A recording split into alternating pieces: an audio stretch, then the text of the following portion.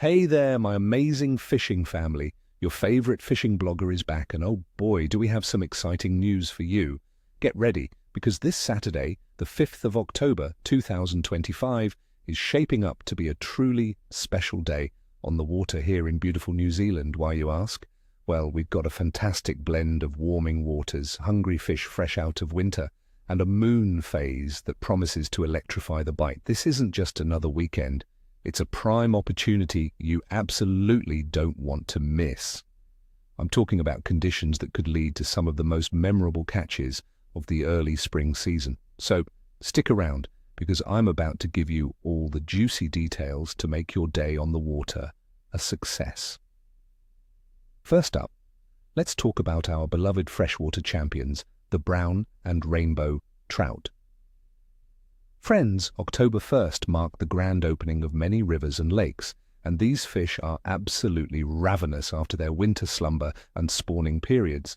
They are eager to pack on condition, making them incredibly aggressive. For those hitting the rivers, be aware that many might still be a bit high and colored from recent rains or snowmelt. My practical advice: consider spin fishing with heavier lures or spinners that can cut through the current. If fly fishing is your game, go for larger weighted nymphs and streamers. Look for them in areas where currents meet slower water, around submerged structures, or along river bends where food accumulates. For lake anglers, sight fishing can be phenomenal on calmer days along the edges, especially near weed beds and drop-offs where trout actively cruise for food. Remember, these fish are less wary early in the season, so you have an excellent chance at a solid hookup. Now, for our saltwater enthusiasts, let's turn our attention to the snapper.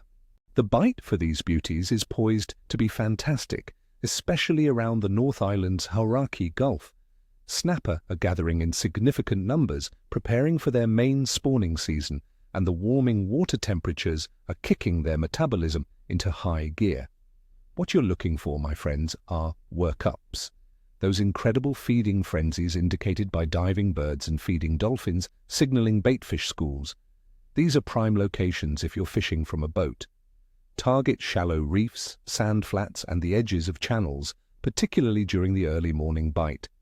My go-to setup would be a light spinning rod with 20-pound braid, using soft plastics in natural colors, or a well-presented stray-line pilchard.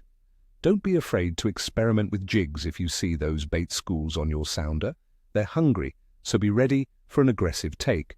And finally, for those seeking a true challenge, let's talk about the mighty kingfish. October sees them appearing in good numbers, and they are in excellent condition after the cooler months. You'll find these powerful fighters around reefs, offshore islands, and prominent underwater structures. They require robust tackle, think heavy spinning or jigging setups. Live baits like kahawai or mackerel are absolutely deadly, but topwater stick baits and heavy jigs can also trigger an aggressive strike. Focus your efforts where there's plenty of bait and current, especially near current breaks or structure where kingfish ambush their prey.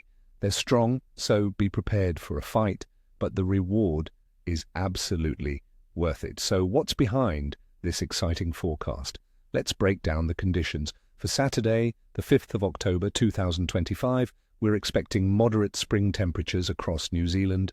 Daytime highs will be around 15 degrees Celsius or 59 degrees Fahrenheit, dropping to around 12 degrees Celsius or 53 degrees Fahrenheit overnight. We are anticipating some moderate rain, around 0.25 to 0.31 inches, with northwesterly winds that could become quite strong in the afternoon, averaging around 22 kilometers per hour. This intermittent rain and wind might lead to some atmospheric pressure fluctuations, which can make fish a bit more cautious. However, the overall warming trend and post-winter hunger should largely counteract this, especially if you find more sheltered spots.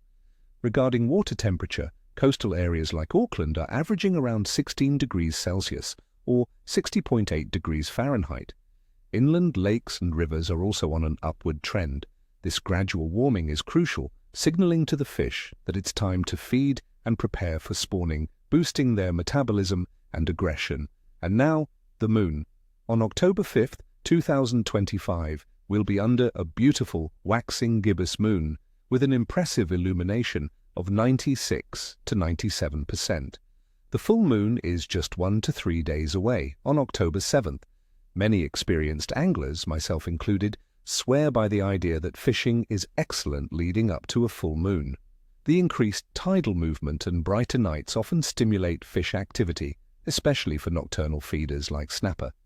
While it's not a guarantee, it certainly adds to the mystique and hope for a good bite.